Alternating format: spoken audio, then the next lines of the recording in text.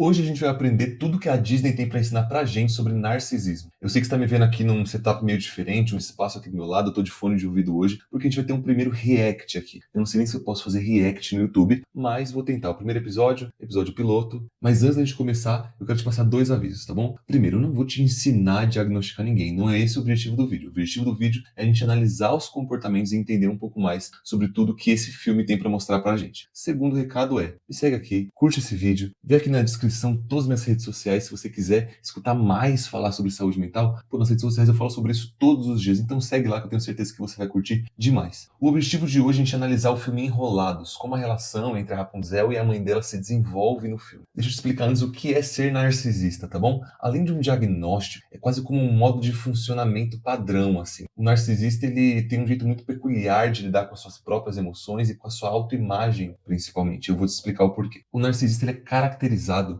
por uma grandiosidade, pela sensação de que só ele importa, só as experiências dele são válidas, só as emoções dele têm peso, sabe? Fora que ele tem uma necessidade de admiração extrema e tem um traço que é muito complicado, que é a falta de empatia pelo outro. E com a dinâmica relacional, tá bom? Seja familiar, ou seja amorosa, ou seja de amizade, qualquer uma que envolva uma pessoa narcisista, geralmente vai partir de três passos, assim, sabe? De três evoluções. A primeira é a conexão, é o love bombing que a gente chama, onde o narcisista ele deposita sobre outra pessoa uma onda de amor muito forte, talvez essa pessoa nunca tenha sentido na vida. O curioso é, existe um perfil de pessoas que se apaixonam por narcisista, porque geralmente são pessoas que estão mais propícias a aceitar esse love bombing logo de cara e validar ele em excesso, achar que aquilo é tudo. Segunda coisa é a evolução, onde o narcisista começa a idealizar aquele parceiro como o solucionador de todos os seus problemas emocionais e todos os seus problemas no geral, sabe? Ele começa a colocar o parceiro dele numa posição ali quase como de um servo, de um objeto que serve para, de alguma forma, trazer o bem-estar para ele. E a fase 3 é a manutenção, que é onde começa a invalidação constante do parceiro, porque aí isso faz com que o narcisista se sinta cada vez mais grandioso e cada vez mais importante. Qual que é o problema disso, tá? A vítima sofre de uma coisa que a gente chama de despersonalização. Ela perde totalmente quem ela é. Ela para de se entender como ser humano também, por consequência desse tipo de tratamento. Agora vamos direto pro react, que eu não vim aqui ficar falando não. Vamos dar uma olhadinha e a gente vai conversando no meio, tá bom? Não posso ir lá fora. O mundo lá fora é perigoso demais, cheio de pessoas horríveis e egoístas. Quero você aqui, onde está segura. Você entende, minha flor? Sim, mamãe. Aqui a gente já começa com uma relação onde tudo que parece é que a mãe está tentando cuidar daquela filha de alguma forma, né? É lógico que por a gente conhecer todo o contexto da história, e é muito emblemático a mãe, né, penteando o cabelo da filha, quase como se aquilo fosse o troféu dela, como se aquilo lá fosse o que importava para ela. Virou um objeto mesmo, deixou de ser a filha. Mas ainda assim, aquela característica de cuidado, de amor. Filha, lá é muito perigoso, eu vou cuidar de você, você tem que ficar aqui comigo. Você entende que o love bombing, ele é bonito, né? Ele é algo poético, é algo cuidadoso. Tô fazendo isso porque eu não quero te ver mal, por isso que eu cuido tanto de você. É, as coisas vão evoluindo. Vamos continuar o react aqui que a gente vai conseguir ver um pouco mais dessas características. Oi, bem-vindo ao lar, mamãe. Rapunzel, como é que você consegue fazer isso todo dia, sem falta? Parece absolutamente exaustivo, querida. Não é nada. Então não sei por que demora tanto. Querida, brincadeirinha.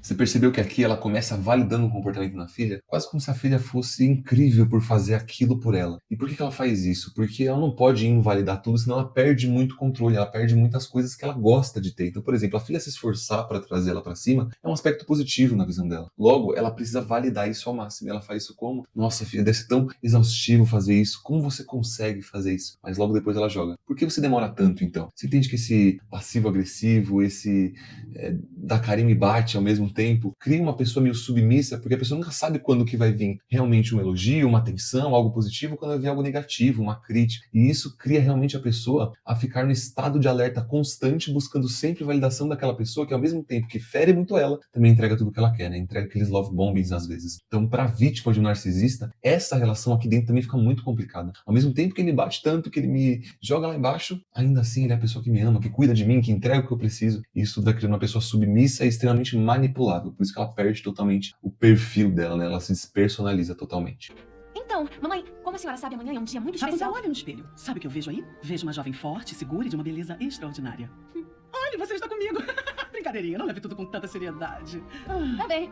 Aqui a gente já tá indo um pouco mais para aspectos físicos, né? Ela invalidando aspectos físicos da filha, que também é uma forma de controle. Porque, bom, isso é muito mais comum em relacionamentos amorosos. Se eu começo a te desafiar, né, te jogar lá embaixo nos seus aspectos físicos, qual é a chance de você acreditar que outra pessoa pode ver beleza em você? Logo, se só eu tenho potencial de ver beleza em você às vezes, cada vez mais está preso a mim, porque você nunca vai encontrar outra pessoa que consiga enxergar isso em você. Entende por que invalidar aspectos essenciais é tão importante para o narcisista? Porque isso não só cria o controle, mas mantém o controle cada vez mais firme. E é interessante também que sempre ela joga o brincadeirinha, né? Para tentar manter a pessoa naquela montanha-russa de emoções que faz tanto sentido para manter um controle. Essa parte, para mim, ela passa muito batido, porque ela é muito rápida, mas ela é muito essencial pra gente entender. Então, mamãe, como eu dizia, amanhã é... Rapunzel, a mamãe está sentindo um grande cansaço. Você canta pra mim, querida? Falamos depois. É pra já, mamãe. Quando a filha começa a falar o que é importante pra ela, ela fala, calma aí, quem disse que é a sua hora de ser importante? Quem disse que é a sua hora de ter protagonismo aqui, de falar o que precisa? Primeiro eu. Eu preciso dizer o que é necessário pra mim. Eu tenho necessidades aqui, eu preciso ser atendido de alguma forma. Minha filha corre pra poder fazer as necessidades da mãe, porque a gente já deve estar já acostumada com essa estrutura, que se ela não entrega pra mãe o que a mãe quer, vira uma crise muito grande, ela vai ser muito punida por isso. Então ela corre pra fazer o que a mãe pediu. Outro momento que eu acho que é muito interessante, tem uma coisa muito escondida ali, mas se a gente analisar direitinho, a gente começa a entender, um momento onde a Rapunzel de alguma forma começa a pedir pra mãe o que ela quer, mas ela se enrola muito nas palavras, ela enrola demais, ela dá volta, volta, volta e não chega em lugar nenhum, sabe? E eu já vou te mostrar o porquê que esse momento é importante, mas antes vamos assistir aqui. A mãe cria essa insegurança na filha, né?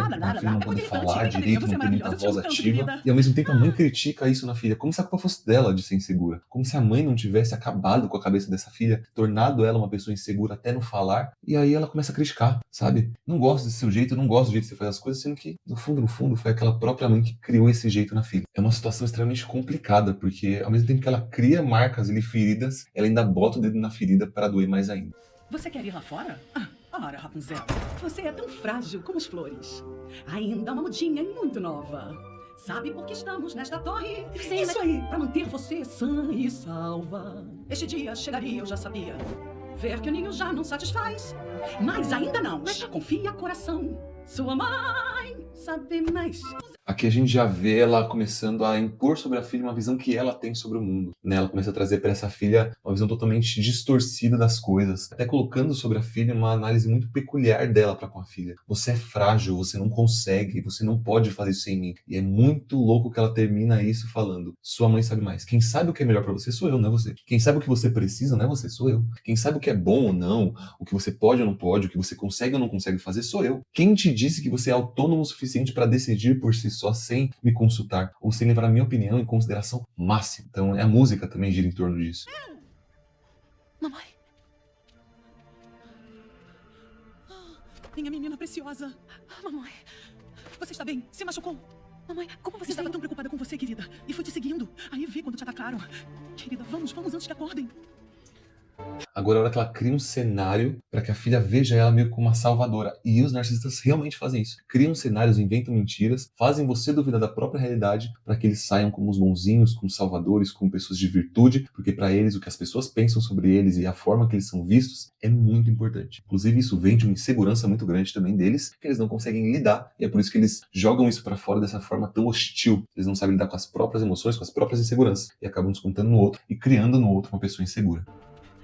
Você tinha razão, mamãe. Tinha razão sobre tudo que disse. Sei disso, querida. Sei disso. Ela cria todo esse cenário e aí a filha meio que cede e aceita, porque foi um cenário muito bem montado, é muito emocional, é muito bonito. E isso parece ser muito caricato, né? Por causa que é um filme da Disney e tudo mais, é um desenho infantil. Mas na vida real, quando você olha de fora, é tão caricato quanto isso, sabe? Os cenários criados, as mentiras contadas são tão caricatas quanto um filme infantil. Por que a pessoa não percebe? Porque ela já tá dentro desse sistema de controle que foi construído, ele não surgiu do nada, tá? Pra gente que vê de fora, surge do nada. Não tinha informação, agora tem informação. Simples. Pra essa pessoa que tá passando por esse relacionamento, isso é construído com uma calma tão grande, sabe, com uma coisa tão bem estruturada, que quando a pessoa se vê nessa situação, ela não reconhece mais o que é realidade e o que não é realidade, ela já não sabe mais as verdades, ela já não tem mais personalidade para decidir o que é bom e o que não é, ela já se vê totalmente imersa em tudo isso. Agora eu tenho que falar uma coisa que é muito importante: o narcisista não necessariamente só fica mentindo e manipulando, ele acredita nas próprias mentiras, ele acredita no próprio cenário, ele acredita que de alguma forma você tá lá para servir ele, sabe? Foi como eu disse, é um diagnóstico diagnóstico, é uma patologia, a gente tá falando de algo muito sério aqui, sabe? Então, vamos tomar cuidado com a análise também, e por isso que eu falei que isso aqui não é um vídeo pra te ensinar a diagnosticar ninguém, porque isso tudo é muito delicado. O narcisista, ele realmente acredita em tudo isso. Entende como o traço de personalidade, ele é tão complicado assim, não é simples assim a gente olhar e falar você é narcisista. É um peso muito maior do que a gente realmente acha que é. Agora, olha a primeira coisa que ela faz, quando eles voltam daquele cenário que ela criou. Vamos apenas esquecer. Vamos apenas esquecer. Quase como quem diz, eu sei que você já provou da liberdade, eu sei que você entendeu de alguma forma que o que você viveu lá fora não foi tão ruim assim. Foi bom. Você tem uma porta de saída clara agora. Mas vamos fingir que isso não aconteceu pra mim não perder o controle que eu tenho sobre você, porque isso é importante pra mim. É quase como se a gente traduzisse por isso. Essa pequena frase dela significa o tanto de coisa que tem por trás desse controle, sabe? Agora, vai se lavar pra poder tomar sua sopa. Ela não era capaz de subir a torre sozinha que ela pedia pra filha. Agora vai fazer até sopa. Porque essa relação de bate a sopa ela precisa existir sempre. Aí agora é o love bombing. Precisa desse love bombing pra manter a filha em controle. Preciso reforçar esse controle que eu tenho sobre ela, porque eu tava quase perdendo. E agora tem uma nova chance de reforçar isso. Então love bombing nela e vamos ver se ela vai continuar sendo submissa a mim. Só que agora tem a virada de chave da Rapunzel, onde ela entende que ela é a princesa perdida e ela começa a questionar a mãe. E agora a gente vê um pouco mais sobre como o narcisista acredita na própria mentira. Eu tentei de verdade, Rapunzel. Tentei avisar o que você encontraria lá fora. O mundo é cruel, egoísta e sombrio. Qualquer sinal de alegria que ele encontra, ele destrói. Quando ela fecha a cortina, é quase como fechando as portas pra ela não ter contato com esse mundo tão sombrio, né? Só que ao mesmo tempo é fechar a porta pra liberdade dela. Só que você entende que ao mesmo tempo que a Rapunzel de alguma forma acredita nisso, que o mundo é cruel, a mãe também acredita que o melhor lugar pra filha é lá. Afinal, a filha longe de lá não consegue servir ela. Então, as duas meio que acreditam em uma mentira, mas cada uma de um ponto de vista. Você está bem? Sou a princesa perdida. Por favor, fale alto, Rapunzel. Sabe que eu odeio quando resmunga. Eu sou a princesa perdida. Não sou. Eu resmunguei, mamãe. Será que devo chamar você assim? Oh, Rapunzel, você tem noção do que fala? Por que fazer uma pergunta ridícula dessas? Por que fazer uma pergunta ridícula dessa? No fundo, o narcisista, quando ele é confrontado, ele não entende que ele tá mentindo ainda, sabe? Pra ele é tipo, como você tá questionando a minha realidade? Como você tá questionando tudo que eu criei? Como você tá questionando tudo que eu fiz por você? Como você tá questionando a pessoa que eu sou? Pra ele, essa afronta é questionar a própria realidade dele. É algo palpável pra ele, se você questiona, você é maluco. Uma pergunta boba, entende? Essa agressividade toda também vem de uma resistência interna dele de se manter naquele mundinho que ele criou. Foi você, então, o tempo inteiro. Tudo que eu fiz foi pra proteger você. Tudo que eu fiz foi pra proteger você. Rapunzel! Passei a minha vida inteira me escondendo das pessoas que me usariam pelos meus poderes. Rapunzel! Eu deveria ter me escondido de você. Aonde você vai? Ele não vai estar lá esperando. O que você fez com ele? Aquele marginal vai ser enforcado por seus crimes.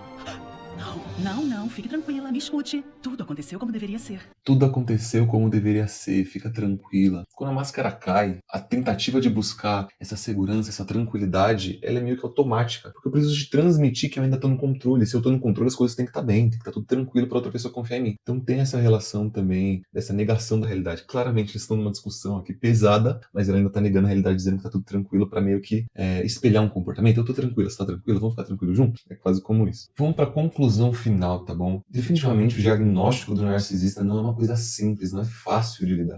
Mas principalmente a pessoa que passa por um relacionamento desse, com uma pessoa desse tipo, também carrega marcas muito pesadas, também é muito difícil de lidar. Dentro da terapia, a parte boa disso tudo é que a gente tem ferramentas para resolver ou personalizar de novo uma pessoa que passou por despersonalização, vamos usar esse termo assim. E isso é muito importante. Não sei se você reconheceu alguma parte desse vídeo, se você se identificou de alguma forma com essa pessoa que perdeu sua personalidade por conta de algum relacionamento, por conta da infância, seja lá pelo que for. A terapia tem um lugar pra você e tem ferramenta pra você, essa é a parte mais importante de tudo isso. Então se você não procurou ajuda ainda, se você ainda tá vivendo isso, corre agora, pega o seu celular, procura um profissional de confiança pra que você possa realmente procurar ajuda e que com as ferramentas certas ele consiga te ajudar. Ah, Matheus, eu tô dando recado pra vítima quando na verdade quem deveria estar sendo tratado é o narcisista. Vou te explicar o porquê que eu falo com a vítima primeiro. Eu já atendi muitas pessoas que passaram por um relacionamento abusivo, assim, com narcisista e tudo mais. Tanto filhos, tanto esposas, tanto maridos. Agora, eu nunca tive contato com nenhum narcisista na clínica. E a maioria dos meus amigos psicólogos que eu converso assim também nunca tiveram contato. Infelizmente, esse é um dos estilos de pessoa que menos buscam terapia. Por quê? Se eles são tão bons, se é tudo sobre eles, o que eu tenho para agregar na vida deles? O meu conhecimento para eles é desprezível. Porque no fundo, eles sabem o que é bom para todo mundo, principalmente para as pessoas que estão próximas dele, servindo ali como aquela moleta emocional, como aquele servo que supre todas as suas próprias necessidades ali, mesmo que seja às custas do sofrimento daquela pessoa. pessoa. Ah, Matheus, eu reconheço esses traços de personalidade em fulano, ciclano, beltrano. Deixa eu te explicar uma coisa, tá? O narcisismo, ao mesmo tempo que ele é um diagnóstico, ele pode ser pequenos traços. Por exemplo, um bebê é quase que 100% narcisista. Existe algo mais narcisista do que chorar para alguém pegar no colo, chorar para ser alimentado, chorar porque quer ser coberto, porque tem um pelinho na roupa incomodando? Você entende que o narcisismo às vezes é olhar para si mesmo como centro do universo? E, por exemplo, um bebê tem isso em 100%. Até então, ele é a única coisa que importa, os desejos dele é a única coisa que importa. E conforme ele vai crescendo, vai evoluindo, esses traços vão se dispersando até formar um caráter mais autônomo, onde a pessoa entende que ao mesmo tempo que ela é servida, ela tem que servir e que não é só ela que importa no mundo. O problema é quando isso não acontece. E existem pessoas que só têm traços de personalidade narcisista, mas não necessariamente têm um diagnóstico de narcisista, porque envolve muito mais coisas. O DSM tá aí para explicar pra gente tudo isso e fazer diagnóstico diferencial e tudo mais para que a gente possa realmente achar esses diagnósticos. Então é uma coisa muito mais complexa do que você passar na rua, olhar uma pessoa e falar que ela é narcisista, tá bom? Vamos com calma aí. Meu recado é, não importa o quanto você esteja preso nesse ciclo que eu mostrei aqui hoje, no final tem como sair, tem ferramenta para isso, então busca ajuda, tá bom? Se você gostou desse vídeo, se você curtiu toda essa análise, pô, deixa o like aqui embaixo, me segue, se inscreve aqui no canal, tá? Me segue nas redes sociais, lá eu posto conteúdo diário sobre esse tema e sobre muitos outros que talvez você também se interesse, então, pô, você não vai perder essa oportunidade de aprender um pouquinho mais, né? Corre lá, me segue lá que eu tenho certeza que você vai gostar. Deixa aqui nos comentários o tema do próximo vídeo de react. Talvez eu não consiga fazer um react porque tem coisa que eu tenho certeza que vai dar problema, mas a gente faz uma análise, inventa alguma forma de poder fazer tudo isso, mas o importante é que você saia daqui entendendo um pouco mais sobre os temas que a gente vai abordar, tá bom? Muito obrigado por ter ficado até o final do vídeo, até a próxima e tchau!